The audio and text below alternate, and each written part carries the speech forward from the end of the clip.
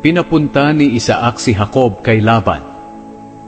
Ngayon, sinabi ni Rebeka kay Isaac, "Nagsasawa na ako sa buhay ko dahil sa mga asawang Heteo ni Esau.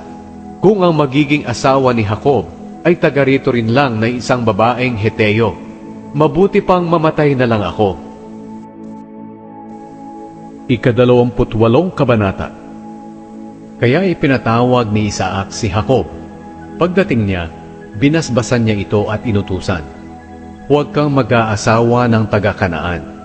Maghanda ka at pumunta sa Padan-aram, doon sa lolo mong si Betuel na ama ng iyong ina.